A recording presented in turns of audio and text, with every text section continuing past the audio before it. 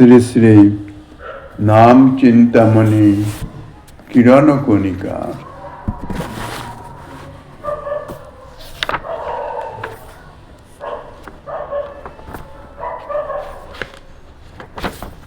উত্তরার্ধ। একাদশ প্রকাশ।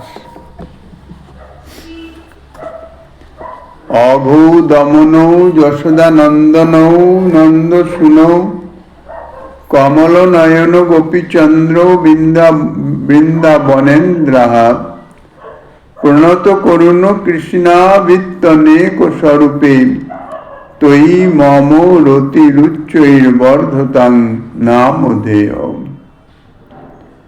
হে নামধেয়, হে নাম। অঘৌ দমন যশোদানন্দন, হে অঘদমন, হে যশোদানন্দন। নন্দসূন, হে নন্দাত্মজ। কমল নয়ন গোপীচন্দ্র বৃন্দাবনেন্দ্রা, হে কমল নয়ন, হে গোপীকুলচন্দ্র, হে বৃন্দাবনেশ্বর। প্রণত করুণ কৃষ্ণ, হে শরণাগত জনের প্রতি দয়ালু, হে কৃষ্ণ। ইতি এইরূপ অনেক স্বরূপে তোমার স্বরূপানুবন্ধী বিবিধ লীলাসূচক, অবতারসূচক, রূপসূচক, গুণসূচক, পরিকরসূচক, বিচিত্রানন্দপ্রদ বিচিত্র স্বরূপ তৈ তোমাতে মম রতি উচ্চৈ বর্ধতাং, আমার অনুরাগ প্রচুর বর্ধিত হোক।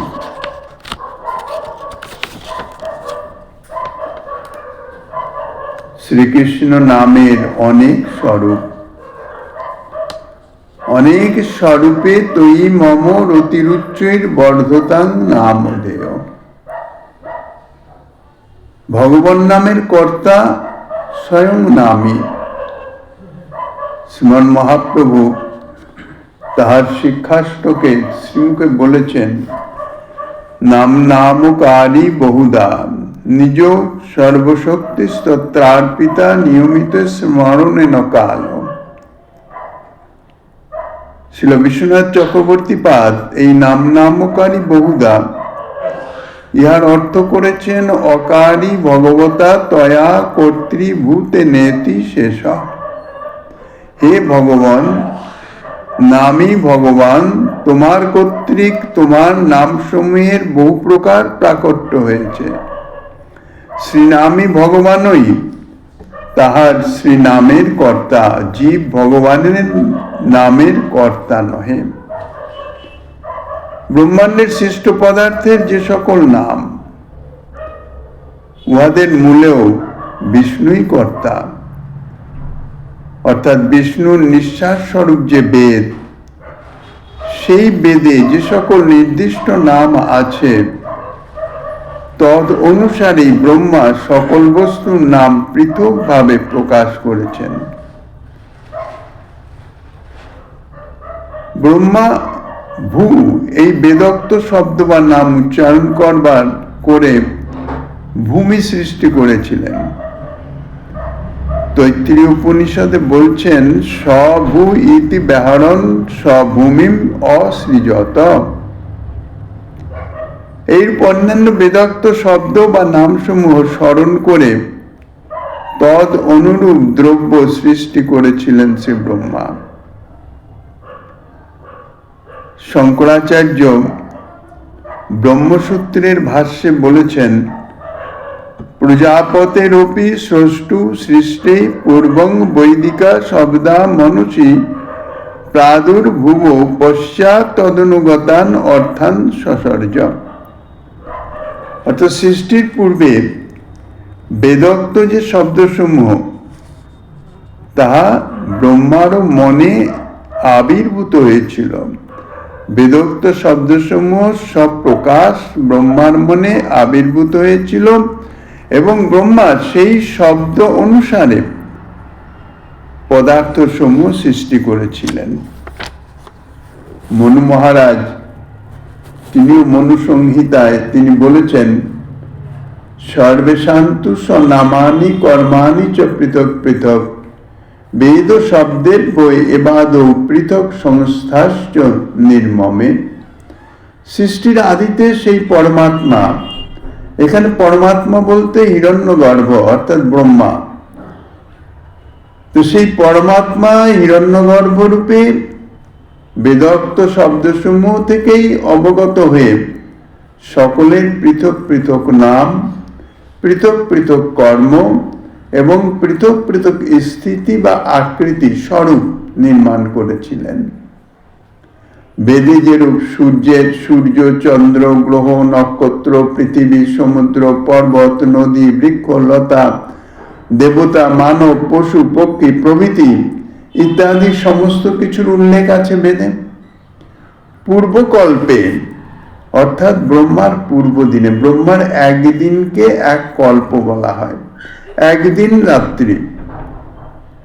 রাত্রিতে ব্রহ্মার নিদ্রা থাকেন, সে সময় সৃষ্টি থাকে না। ব্রহ্মার দিবস অপগমে অর্থাৎ দিবসান্তে সমস্ত অর্থাৎ ভূ-ভূল এবং স্বর্লোক, স্বর্গমর্ত এই তিন লোক তাহা বিনাশ প্রাপ্ত হয়ে যায়, যাহাকে কল্প প্রলয় বলা হয়। ব্রহ্মার একদিনে সমাপ্ত। তারপর রাত্রিকাল অর্থাৎ বিশ্রাম। পরবর্তী দিনে একদম প্রথমে ব্রহ্মা আবার নতুন করে সৃষ্টি করেন। বেদে এই যে সমস্ত কথা, সমস্ত শব্দ যাহা সংগৃহীত থাকে, কেননা বেদ স্বয়ং ভগবানের নিঃশ্বাস থেকে প্রকটিত,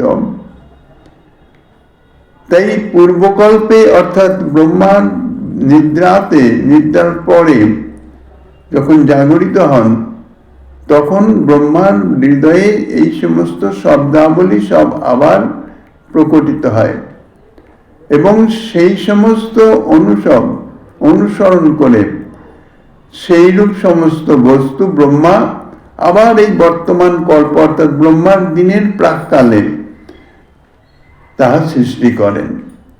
সূর্যা চন্দ্রমসৌ ধাতা যথা পূর্বম কল্পয়ৎ দিবঞ্চ পৃথিবীঞ্চ আন্তরিক্ষ মহতস্ব।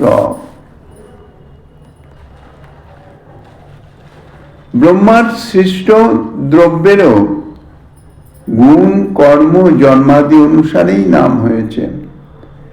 যেমন দহন করে, এই জন্যে অগ্নির নাম দহন।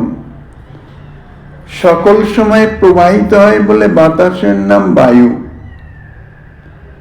মনুবংশে জাত অর্থাৎ মহারাজ মনু শতরূপা থেকেই এই মনুষ্যের সৃষ্টি, এই জন্যে মনুষ্যের নাম মানব। ঠিক এইরকম ভাবে সমস্ত নামাবলী সৃষ্টি হয়েছে অর্থাৎ প্রকটিত হয়েছে। কিন্তু ওই সকল সৃষ্ট বস্তুর গুণ এবং কর্ম ইহা সীমাবদ্ধ। অগ্নির দাহ গুণ ব্যতীত কখনো শীতলতা গুণ হয় না। অগ্নির যে গুণ তাহা সীমাবদ্ধ, শুধু সে দগ্ধ করতেই পারে, সে কিন্তু শীতল করতে পারবে না। বায়ুর প্রবাহরূপ কর্ম ব্যতীত স্থৈর্য ধর্ম নাই, অর্থাৎ বায়ু নিরন্তর প্রবাহিত হতেই থাকবে, কখনো বায়ু স্থির হতে পারে না, স্থির হয়ে অবস্থান করতে পারে না। স্থির হওয়ার গুণ, স্থৈর্য গুণ ইহা বায়ুর নাই। মনুর বংশে বা মনুষ্যের ঔরসে মানুষের গর্ভে যথাসময়ে মনুষ্যের জন্ম হয়, অর্থাৎ যথাবিধি মনুষ্যের গর্ভে, মানুষের গর্ভে অর্থাৎ স্ত্রী শরীরের গর্ভে 10 মাস অন্তে আবার নতুন মনুষ্য সন্তানের অর্থাৎ শিশুর জন্ম হয়। কিন্তু শ্রী ভগবানের নাভিপদ্ম থেকে ব্রহ্মার জন্ম হয়। গর্ভোদকশায়ী মহাবিষ্ণু, তাহার নাভিপদ্ম থেকে ব্রহ্মার জন্ম। আবার শ্রী ভগবান সেই ব্রহ্মারই নাসারন্ধ্র থেকে শ্রী বরাহ মূর্তিতে আবির্ভূত হন। ব্রহ্মার জন্ম হলো, তারপর ব্রহ্মা সৃষ্টি করবেন কোথায়? সমস্ত পৃথিবী জলমগ্ন, অর্থাৎ পৃথিবী জলের নিচে। ব্রহ্মা চিন্তা করছেন কি করে সৃষ্টি হবে, কিভাবে সৃষ্টি হবে, কেননা সৃষ্টিকার্যের নিমিত্তই তাহার জন্ম, অর্থাৎ ব্রহ্মার আবির্ভাব। তখনই ব্রহ্মার একটি হাঁচি আসে এবং সেই হাঁচির মাধ্যমে নাসারন্ধ্র থেকে স্বয়ং ভগবান তিনি বরাহ রূপে আবির্ভূত হয়ে যান। শ্রী ভগবান শ্রী দেবকী দেবী থেকে চতুর্ভুজ কৃষ্ণ রূপে আবির্ভূত হন কংস কারাগারে। প্রথমে দেবহূতিকে শ্রীকৃষ্ণ চতুর্ভুজ স্বরূপে দর্শন দেন আবির্ভূত হয়ে। তাহার পূর্ব জন্মের তপস্যা আদি ইত্যাদির স্মৃতি জাগরিত করিয়ে দেন, তাকে বলে দেন। তারপর তিনি যথারীতি দ্বিভুজ মনুষ্য শরীর ধারণ করেন এবং তাঁর ওই নির্দেশে বসুদেব কর্তৃক সেই স্বরূপকে নন্দালয়ে শ্রী যশোদার শয্যাতে শায়িত করে যশোদার শয্যায় অবস্থিত একটি কন্যারত্ন তাহাকে নিয়ে বসুদেব চলে আসেন। শ্রী যশোদা থেকেও কিন্তু স্বয়ং ভগবান যশোদানন্দন ভগবান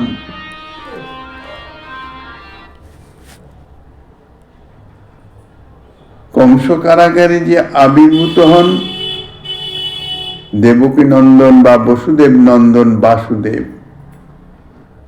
আর যশোদানন্দন বা নন্দনন্দন তিনি গোকুলে যশোদার থেকে নরাকৃতি কৃষ্ণ রূপে জন্মলীলা আবিষ্কার করেন। তিনি যখন আবির্ভূত হন তখন কেউই জানতে পারে না, এমনকি মাতা যশোমতীও তিনি ঘোর মায়া নিদ্রায় অর্থাৎ যোগমায়ার প্রভাবে নিদ্রিত থাকেন লীলা অনুরোধে। কেননা বসুদেব নন্দন তিনি এখানে চলে আসবেন কংস কারাগার থেকে, সেটি যাতে জানাজানি না হয় সেই জন্য যোগমায়ার প্রভাবে নন্দালয়ে সকলেই নির্দিত থাকেন। বসুদেব নির্দেশ অনুযায়ী যখন নন্দালয়ে বসুদেব এবং নন্দ মহারাজ তাহারা সম্বন্ধে কিন্তু পরস্পর ভ্রাতা, বৈশ্যের গৃহিণীর গর্ভে জন্ম আর ক্ষত্রিয় গৃহিণীর গর্ভে জন্ম, এদিকে বসুদেব এদিকে নন্দ মহারাজ,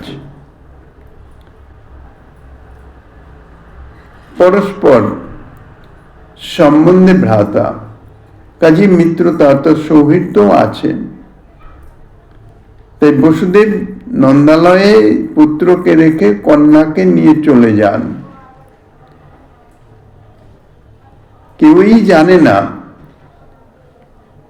যে বসুদেব নন্দন নন্দনন্দনের সঙ্গে মিলিত হয়ে আছেন, একসঙ্গে মিলিত হয়ে গেছেন। শ্রীকৃষ্ণ যে আমলে একথা পরিষ্কার রূপে বর্ণিত আছে, শ্রীমদ্ ভাগবতে সেটি বর্ণনা করেন নাই, কিন্তু শ্রীমদ্ ভাগবতে যে বর্ণনা করেছেন সূত্র আকারে, শ্রীমদ্ ভাগবত অত্যন্ত নিগূঢ় রহস্যপূর্ণ গ্রন্থ। নন্দ মহারাজের যে কোনো সন্তান হয়েছিল, অর্থাৎ নন্দনন্দন যে নন্দ মহারাজেরই সন্তান, তা নন্দস্তু আত্মজ উৎপন্নে, এই শ্লোকের মাধ্যমে আত্মজ উৎপন্নে, এই শ্লোকের মাধ্যমে সুখদেব গোস্বামীপাদ প্রকট করে দিয়েছেন, কিন্তু রহস্যাবৃত। বসুদেব নন্দনন্দনে অর্থাৎ নন্দগৃহে পালিত হচ্ছে, এটাই বেশি প্রকাশিত ছিল। তো যাই হোক, শ্রী যশোদা থেকে নরাকৃতি কৃষ্ণরূপে জন্মলীলা আবিষ্কার করেন। আবার প্রহ্লাদ মহারাজের কথার সত্যতা রক্ষা করবার নিমিত্ত হিরণ্যকশিপু যখন জিজ্ঞাসা করেন প্রহ্লাদ মহারাজকে যে তুই কোনোভাবে ভীত হচ্ছিস না, সন্ত্রস্ত হচ্ছিস না, তোর সেই ভগবান বিষ্ণু কোথায়? প্রহ্লাদ মহারাজ বলছেন সর্বত্রই তিনি বিরাজমান। বলে সর্বত্র তো আমি তো দেখতে পাচ্ছি না। বলে আমি তো দেখতে পাচ্ছি। তখনই হিরণ্যকশিপু বলেন যে স্তম্ভের মধ্যে তোর বিষ্ণু আছে? বলে হ্যাঁ আছে। প্রহ্লাদ মহারাজের এই বাক্য, প্রহ্লাদ মহারাজের বাক্য তো যথার্থ সত্য। তিনি তো সর্বব্যাপক তত্ত্ব, সর্বত্রই সদা সর্বদাই বিদ্যমান। স্তম্ভের মধ্যেও তিনি থাকবেন। শ্রীমদ্ ভাগবত থেকে জানা যায় যে যিনি সর্বত্র বিদ্যমান, এমনকি তিনি মৃত শরীরের মধ্যেও বিদ্যমান। মহারাজ বেনের মৃত শরীর মন্থন করে সেখান থেকে আবির্ভূত হলেন পৃথু মহারাজ রূপে। তাহলে সেখানে যদি না থাকতেন তো সেখান থেকে কি করে আবির্ভূত হলেন? তো যাই হোক, প্রহ্লাদ মহারাজের বাক্যের সত্যতা প্রকট করবার নিমিত্ত স্তম্ভ হতে শ্রী নৃসিংহরূপে আবির্ভূত হচ্ছেন। আবার কখনো স্বতঃস্ফূর্ত ভাবে মৎস্য কুর্মাদি রূপে অকস্মাৎ আবির্ভূত হন। স্বয়ং ভগবান নিজেই বলেছেন শ্রী গীতাতে, জন্ম কর্মাভিধানানি সন্তি মেহঙ্গ সহস্রশ ন শক্যন্তে অনুসংখ্যাতু মনন্তত্বান্ন ময়াপি। আমার জন্ম কর্ম লীলা ও নাম তাহা অনন্ত, আর যাহা অনন্ত তাহার তো সংখ্যা নির্দিষ্ট করা যায় না বা তাহা গণনা করাও যায় না।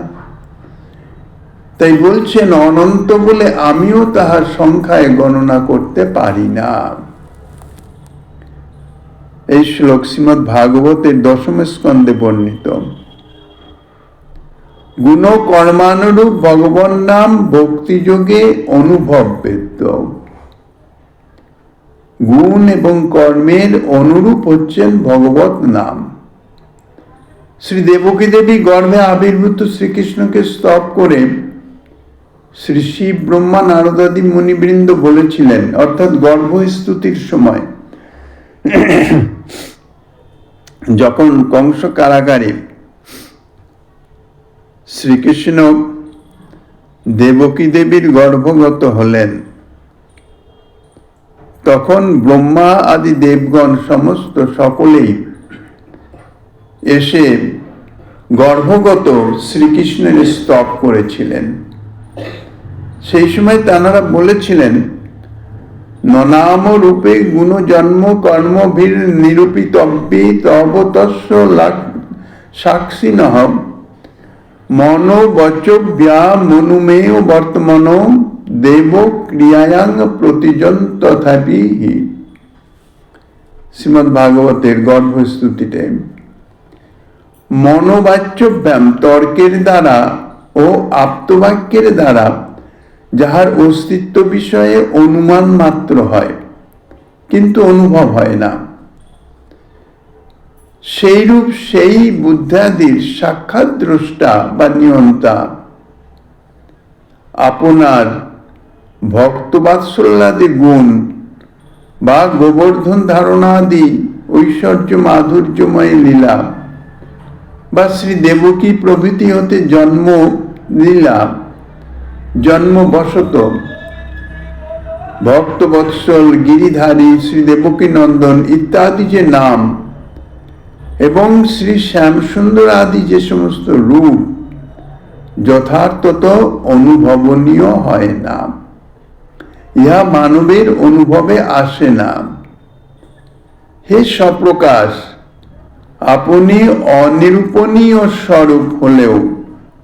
শ্রবণ কীর্তনাদি লক্ষণা ভক্তিতে অর্থাৎ নববিধা ভক্তি অঙ্গ যাজনের মাধ্যমে নিশ্চয়ই প্রতিজন্তি আপনার নাম ও রূপসমূহ মাধুর্যাদির সহিত যথাবৎ ভক্তগণ কর্তৃক অনুভূত হয়। অর্থাৎ শ্রবণ কীর্তন আদি ভক্তি অঙ্গ যাজন করতে করতে চিত্ত শুদ্ধ হলে আপনার এই নাম রূপ স্বরূপ মাধুর্য তাহা ভক্তগণের অনুভবে এসে যায়, অনুভূত হয়, ভক্তগণ অনুভব করেন।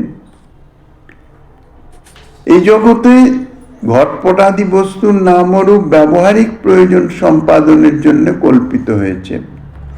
অর্থাৎ এই জগতে যত যত বস্তু আছে ব্যবহারের নিমিত্ত, তাহার প্রয়োগের জন্যে তাকে তো একটা চিহ্নিত করতে হবে, একটা নাম তো দিতে হবে, একটা বিশেষ নাম, যে নামটি বললে সেই বস্তুটিকেই সংকেত করা হবে। সেই বস্তুর নাম এবং রূপ ব্যবহারিক প্রয়োজন সম্পাদনের জন্যই কল্পিত হয়েছে। যদিও মূলত ব্রহ্মাই বেদোক্ত নামের দ্বারা ওইসব বস্তুর সৃষ্টি করেছেন, তথাপি এই সকল নাম এবং নামই হইতে পৃথক। অর্থাৎ ঘটপটাদি দ্রব্যের গুণ, কর্ম এবং জন্ম সীমাবদ্ধ হয়, তা সসীম এবং শান্ত, সীমাবদ্ধ। দ্বিতীয়ত, ওই সকল দ্রব্য অর্থাৎ এই জড়জাগতিক যত দ্রব্য আছে, সেই দ্রব্যের নামের সঙ্গে সেই দ্রব্যের কিন্তু একত্মতা নাই, পৃথক। ওই সকল দ্রব্য সমস্ত অর্থাৎ এই প্রাকৃত জগতের যা কিছু আছে সমস্ত ক্ষয়িষ্ণু, প্রতিনিয়ত ক্ষয় প্রাপ্ত হইতেছে এবং অনিত্য। একসময় সৃষ্ট হচ্ছে, তারপর থেকে বর্ধিত হয়ে, যতটা বর্ধিত হবার বর্ধিত হয়ে তারপর থেকে আবার ক্ষয়প্রাপ্ত হচ্ছে, অর্থাৎ নিত্য পরিবর্তনশীল। এই জন্য বলছেন অনিত্য। প্রতি ক্ষণেই প্রতি বস্তুই কিন্তু পরিবর্তনশীল, যাহা আমাদের প্রাকৃত দৃষ্টিতে অনুভবযোগ্য নয়, অর্থাৎ তৎক্ষণাৎ অনুভবযোগ্য নয়, কিন্তু প্রতিক্ষণেই তাহা পরিবর্তনশীল, পরিবর্তিত হইতেছে। এই জন্যে তাহাকে বলে অনিত্য। অর্থাৎ কোনো একটি অবস্থা, এই জড়জগতের যত বস্তু আছে সমস্ত বস্তু বা ব্যক্তি যাই হোক, তাহাদের কোনো একটা ক্ষণ স্থায়ী নয়, নদীর প্রবাহের ন্যায় নিরন্তর তাহা পরিবর্তিত হইতেছে। এই জন্য বলছেন সমস্ত বস্তুই হচ্ছে ক্ষয়িষ্ণু এবং অনিত্য। এই জন্য তাদের নাম এবং রূপ তাহাও ক্ষয়িষ্ণু এবং তাহাও অনিত্য। অর্থাৎ তার নামও চিরস্থায়ী নয়, আর তার স্বরূপ অর্থাৎ সেই প্রাকৃত বস্তুটির স্বরূপেরও প্রতিনিয়ত পরিবর্তন হতে থাকে এবং একসময় বিনাশপ্রাপ্ত, নষ্ট হয়ে যায়। শ্রী ভগবানের গুণ, কর্ম, জন্মাদি ইহা সেরকম নয়, ইহা হইতেছে অসীম এবং অনন্ত। বেদশাস্ত্রের অবিরোধী বা অনুকূল তর্ক অর্থাৎ কথা এবং বেদবাক্যের দ্বারা শ্রী ভগবানের গুণ কর্মাদির অর্থাৎ বেদের কথার দ্বারা, বেদে যা বর্ণিত আছে তার দ্বারা ভগবানের নামরূপ ইত্যাদির গুণ বা কর্ম ইত্যাদির কিছুটা ধারণা হয় মাত্র, অনুভব হয় না। যথাযথ তাহা অনুভব করা যায় না। শাস্ত্রের বাণীতে, শাস্ত্রের কথায় তাহার কিছুটা অনুমান করা যায়, অর্থাৎ ধারণা করা যায়। সকল বস্তুরই কর্তা ব্যতীত কার্য হয় না, সুতরাং জগৎ কার্যের নিশ্চয়ই কোনো কর্তা আছেন, কেননা কর্তা ছাড়া তো কোনো কার্য সংগঠিত হতে পারে না। তাহলে কার্য যখন হচ্ছে তখন নিশ্চয়ই কোনো কর্তা আছে, এইভাবে অনুমান করা যায়। যুক্তিতে জগৎ স্রষ্টা শ্রী ভগবানের অনুমান হয়, কিন্তু সেই যে কর্তা কিরকম, তাহার কোথায় অবস্থিতি, সে সম্বন্ধে যথার্থ কোনো অনুভব হয় না। যত বা ইমানি ভূতানি জায়ন্তে,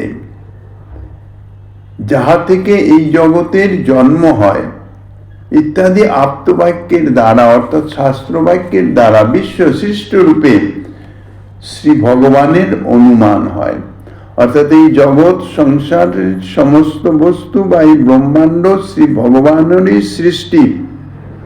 শাস্ত্রে ইহা বর্ণিত, সেই শাস্ত্র বাক্যে ইহা অনুমান করা যায় যে সমস্ত বস্তু সৃষ্টির পিছনে শ্রী ভগবান আছেন। কিন্তু সেই ভগবৎ সম্বন্ধে কোন রকমের অনুভব আসে না, তিনি কি রকম, কোথায়, কিভাবে সৃষ্টি করেন ইত্যাদি সম্বন্ধে, অর্থাৎ তার গুণ এবং কর্ম, সে সম্বন্ধে কোনো অনুভব আসে না, অনুভব হয় না। এই জন্য ভগবানকে বলা হয় অবাং মানস গোচর, অর্থাৎ বাক্য এবং মনের অতীত।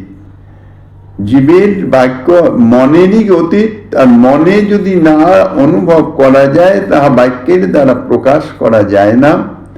এই জন্যে বাক্য মনের অতীত বলা হয়। শ্রী ভগবানের নাম এবং রূপ বহু শাস্ত্রাভ্যাস বা সদাচার বা উচ্চকুলে জন্ম ইত্যাদির বিভিন্ন সদ্গুণাবলী যাই থাকুক না কেন, কোনো কিছুর দ্বারাও নিরূপণ করা যায় না। শাস্ত্রের অভ্যাসের, শাস্ত্র জ্ঞানের দ্বারা শ্রী ভগবানের শাস্ত্র বর্ণিত যে নাম রূপাদি, তাহার তত্ত্ব মাহাত্ম্য, তাহা পরোক্ষভাবে জানা যায় মাত্র। অর্থাৎ শাস্ত্রের মাধ্যমে তাহা জানা যায়, কিন্তু তাহার যথার্থতা অর্থাৎ প্রত্যক্ষ জ্ঞান হয় না, পরোক্ষ জ্ঞান হয় মাত্র। সদাচারের মাধ্যমে কি হবে? যথাযথ সদাচার পালন করলেন, অর্থাৎ শাস্ত্র নির্দিষ্ট আচার, তাহা পালন করলে চিত্তশুদ্ধি মাত্র হয়। আর উচ্চকুলে জন্ম, উচ্চকুলে জন্ম হলে কি হয়? বেদাদি শব্দ শাস্ত্রে অধিকার জন্মে, অর্থাৎ শাস্ত্রাভ্যাস ইত্যাদি সাধন বিশেষে অধিকার মাত্র লাভ হয়। বেদাদি সমস্ত এই সমস্ত শাস্ত্র ইহা ব্রাহ্মণ ব্যতীত অন্য কারো অধ্যয়নের অধিকারই নাই। ব্রাহ্মণ হচ্ছে সর্ব উচ্চকুল, সেই উচ্চকুলে জন্ম হলে বেদাদি শব্দ শাস্ত্রে অধিকার জন্মে, বা সেই রকম কিছু সাধনা আছে যাহা উচ্চ বর্ণের জন্ম যারা, তাদেরই তাহার অধিকার হয়। সকলের সমস্ত সাধনার অধিকার নাই। কিন্তু শ্রী ভগবানের অপ্রাকৃত নাম রূপের অনুভব একমাত্র ক্রিয়ায়াং প্রতিজন্তিহি। শ্রী ভগবানের যে অপ্রাকৃত নাম রূপের অনুভব হয়, এই সমস্ত দ্বারা হয় না। শাস্ত্র জ্ঞান, সদাচার পালন বা উচ্চকুলের জন্ম ইত্যাদির মাধ্যমে হয় না। তবে হয় কিভাবে হয়?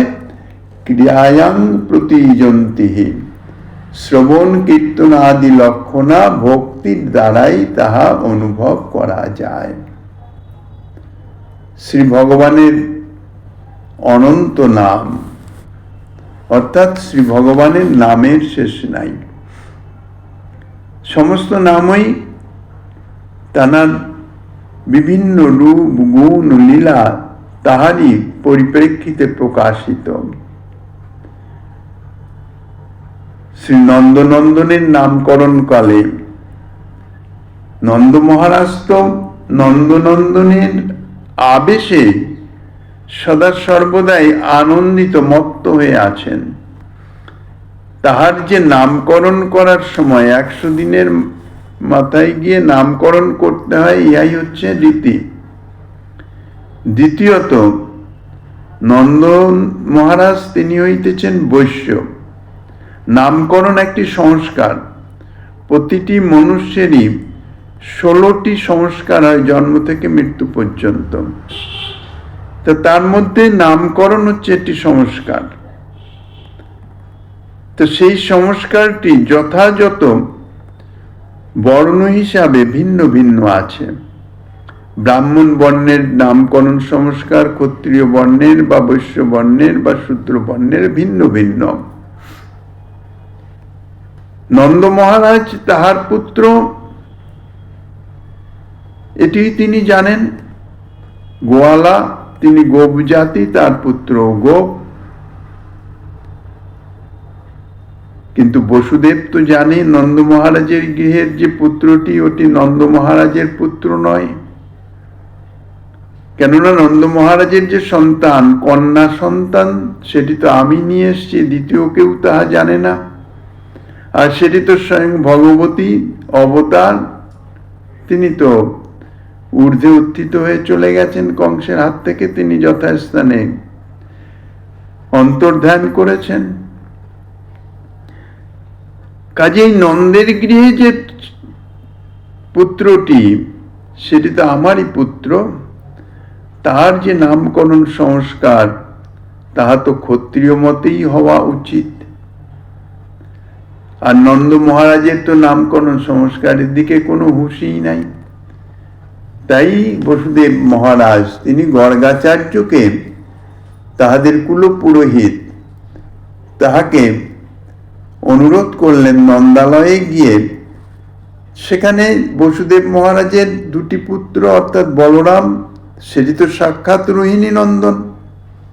রোহিণী দেবী বসুদেবের স্ত্রী। কংস কর্তৃক অবরুদ্ধ হওয়ার পরে অক্রূর মহাশয়, বসুদেবের একান্ত অনুগত মন্ত্রী, তিনি রোহিণী দেবীকে গোপনে নন্দালয়ে, কারণ নন্দ মহারাজ বসুদেবের প্রিয়, সেখানে সংগোপনে রেখে যান। আর সেখানেই দেবকী দেবীর যে সপ্তম গর্ভ, স্বয়ং অনন্তদেব, শেষনাগ, শঙ্কর্ষণ দেব, তিনি আবির্ভূত হয়েছেন লীলা অনুরোধে। কেননা শ্রীকৃষ্ণের তার রাম অবতারে এই অনন্তদেব লক্ষণ অর্থাৎ কনিষ্ঠ ভ্রাতা রূপে আবির্ভূত হন। এখন কনিষ্ঠ ভ্রাতা অগ্রজের সমস্ত আদেশ নির্বিচারে পালন করবেন, ইহাই বিধি, এবং করতেও হয়েছে। তাই বহু বহু ক্ষেত্রে শ্রীরামচন্দ্রের উদারতা বা ধর্মপালন ইত্যাদির মাধ্যমে যে কষ্ট তিনি অনুভব করেছেন, তাহা লক্ষণের সহ্য হয় নাই, কিন্তু কিছু পরিবর্তন করবার সামর্থ্য নাই। একান্ত অনুগত ভ্রাতা হিসাবে সমস্ত আদেশ পালন করতেই হয়েছে। তাই এই পরবর্তী অর্থাৎ কৃষ্ণ অবতারের পূর্বেই তিনি বলে নিয়েছেন যে এবার আমি আর কনিষ্ঠ হব না, এবার আমি বড় ভ্রাতা রূপে আবির্ভূত হব, যাহাতে আমি আমার ইচ্ছা মতো তোমার সেবা করতে পারি। শঙ্কর্ষণ দেব তিনি শ্রী ভগবান অর্থাৎ গোবিন্দের সর্বতভাবে সেবায় নিয়োজিত, তাঁর সুখের নিমিত্ত, কিন্তু অনুজ ভ্রাতা হয়ে তিনি সেটা করতে পারেন নাই। তাই এবার আগে আবির্ভূত হতে হবে। দেবকী দেবীর অষ্টম গর্ভ নির্দিষ্ট আছে শ্রীকৃষ্ণের নিমিত্ত, অষ্টম গর্ভে আবির্ভূত হবেন। কেননা দৈববাণীতে আগেই ঘোষণা করে দিয়েছে যে দেবকীর অষ্টম গর্ভ কংসের কাল হবে, তার হাতে কংসের মৃত্যু হবে। শ্রী ভগবান তো একটা উদ্দেশ্য নিয়ে আবির্ভূত হন না, শুধু কংস মারণের জন্য তো আবির্ভূত নয়, অনন্ত তানার লীলা। কাজেই শেষনাগের আগে আবির্ভূত হতে হবে। তাই সপ্তম গর্ভে শেষনাগ এসে উপস্থিত হলেন। শঙ্কর্ষণ দেব এখন কংস যেভাবে দেবকী দেবীর প্রতিটি সন্তানকে জন্মমাত্রই হত্যা করিতেছেন, যাহাতে অষ্টম গর্ভ কোনটি নির্দিষ্ট নারদ ঋষি এসে বলে গেছেন। প্রত্যেকটা লীলার মধ্যে অর্থাৎ ঘটনার মধ্যে অন্তর্নিহিত সূক্ষ্ম রহস্য ইত্যাদি সব আছে। দেবকী দেবীর যে 6টি সন্তান, ইহারাও শাপগ্রস্ত, ইহাদের উদ্ধার হতে হবে। তাই ইহারা যাতে জড়জগতের যে তিতাব জ্বালা ভোগ না করতে হয়, জন্মক্ষণেই তাহাদের মৃত্যু হয়ে যায়, তাহলে তাহাদের অভিশাপও ফলবতী হয়ে গেল। কিন্তু জড়জগতে দেহ ধারণ করে তাহাদের কষ্ট ভোগ করতে হয় না। তাদৃশ প্রার্থনা করেছিলেন, সেই জন্যেই তাহাদের জন্মলগ্নেই মৃত্যু হতে হবে। দেবকী দেবীর গর্ভে আবির্ভূত হয়েছেন প্রথম সন্তান সত্যবাদী বসুদেব। কংস মহারাজও বসুদেবকে সত্যবাদী বলে জানেন।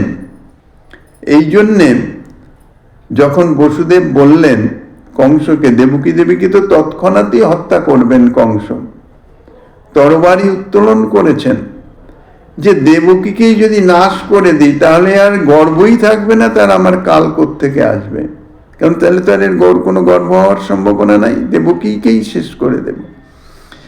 বসুদেব তিনি পত্নীকে রক্ষা করা একান্ত কর্তব্য, সাম দান দণ্ড ভেদ ইত্যাদি যে কোনো নীতি অবলম্বন করে আপৎকালীন অবস্থার সামাল দেওয়া, ইহাই হচ্ছে বিচক্ষণগণের রীতি।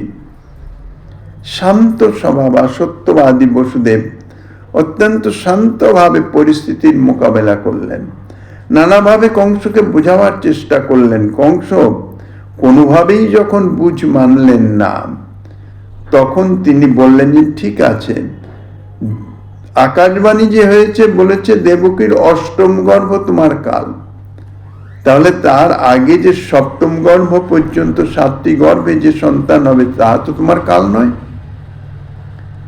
তা সত্ত্বেও আমি তোমাকে কথা দিচ্ছি, দেবকীর যে কোনো সন্তান জন্ম হোক, জন্মের সঙ্গে সঙ্গে আমি তোমার হস্তে সমর্পণ করব। কংস জানতেন যে বসুদেব সত্যবাদী, ধর্মপরায়ণ, ধর্মনিষ্ঠ। যাহারা ধর্মপরায়ণ তাহাদের মধ্যে একটি মুখ্য গুণ হইতেছে তাহাদের বাক্য। তাহাদের বাক্য কথা যেন কোনোভাবে মিথ্যা না পর্যবসিত হয়, সবসময় তাহাদের বাক্যের সত্যতা প্রতিপাদিত হয়, রক্ষা হয়, ইহা তাহারা চেষ্টা করেন। বসুদেবের বাক্য সত্য, কোনো অবস্থাতেই বসুদেব তাহার বাক্যের খণ্ডন করবেন না, এই বিশ্বাসে কংস ছেড়ে দিলেন। যথারীতি প্রথম সন্তান জাত হল।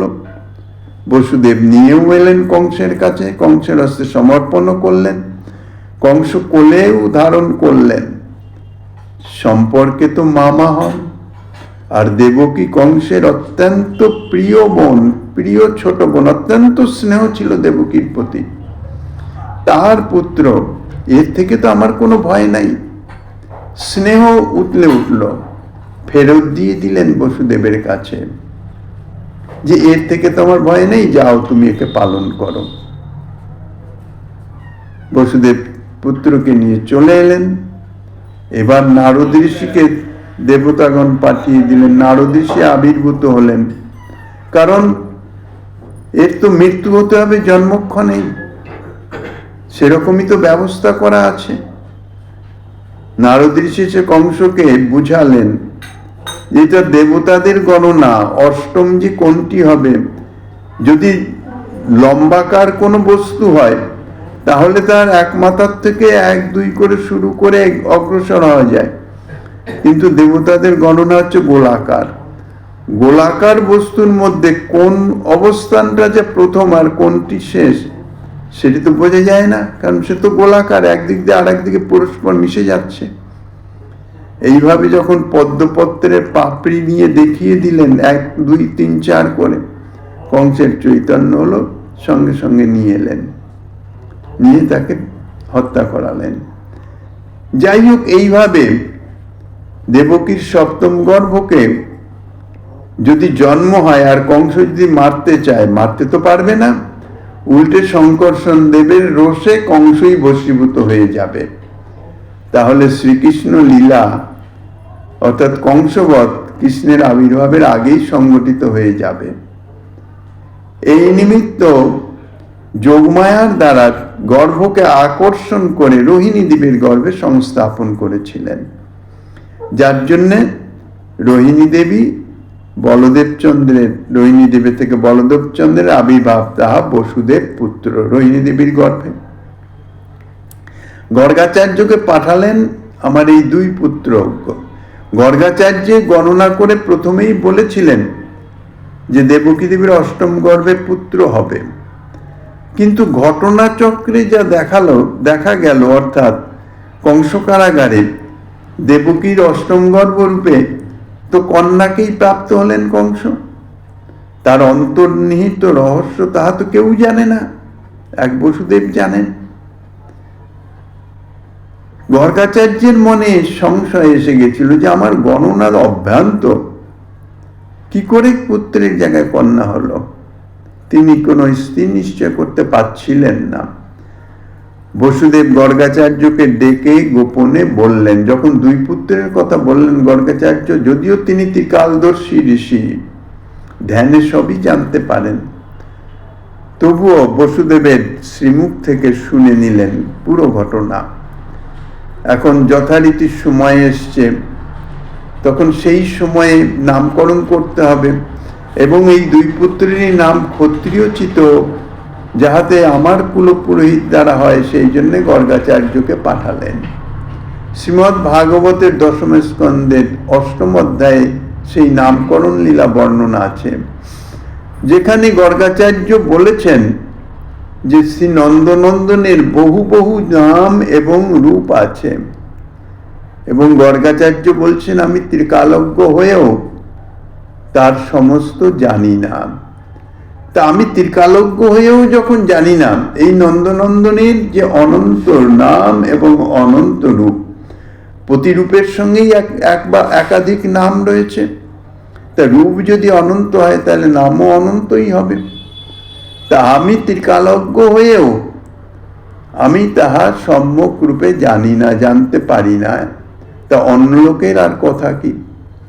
শ্রীনন্দ ভবনে আবির্ভাবের পর থেকে নামকরণ কাল পর্যন্ত সাধারণ দৃষ্টিতে কোনো নামই রাখা হয় নাই। নামকরণের সময় নাম রাখবার কালে শ্রী গর্গাচার্য অনন্ত নামের মধ্যে একটা নামের কথাই বলেছিলেন, সেটি হচ্ছে কৃষ্ণ। ইদানিং কৃষ্ণতাং গতঃ, দাপর যুগে ইহার নাম এবং রূপ কৃষ্ণ, রূপও কৃষ্ণ, নামও কৃষ্ণ। এই শ্লোকের পরে আরেকটি শ্লোকে আরেকটি নাম তিনি বললেন এই শ্লোকেই, সেটি হচ্ছে বাসুদেব, বসুদেব পুত্র হিসাবে বাসুদেব। এতদ ব্যতীত অন্য কোনো নামের কথা কিন্তু শ্রী গর্গাচার্য বলেন নাই। আচার্য আরো বললেন, গুণ ও কর্মের অনুসারে নন্দসুতের বহু নাম এবং বহু রূপ আছে। শ্রীমদ্ ভাগবতে তাই বলেছেন, বহুনি সন্তি নামানি রূপানি চ সুতস্বতে, তোমার পুত্রের বহু বহু নাম এবং বহু বহু রূপ আছে। গুণ ও কর্মানুরূপানি তান্নহং বেদ নো জনাহা, গুণ ও কর্ম অনুরূপ যে তাহার অনন্ত নাম, তাহা বেদও প্রকাশিত করতে পারে না, বেদও জানে না। এই যে অনন্ত নাম শ্রী ভগবানের, তার মধ্যে গর্গাচার্য শুধু কৃষ্ণ নাম কেন রাখলেন? কৃষ্ণ নামের তাহলে নিশ্চয়ই কোনো বিশেষত্ব আছে, কৃষ্ণ নাম নিশ্চয়ই মুখ্যতম। ইহার কারণ কি, সে সম্বন্ধে যাহা আস্বাদনী দিচ্ছেন শ্রীমান মহাপ্রভু গিরিধারী লালের কৃপা হলে আগামী দিন আস্বাদনের বাসনা রেখে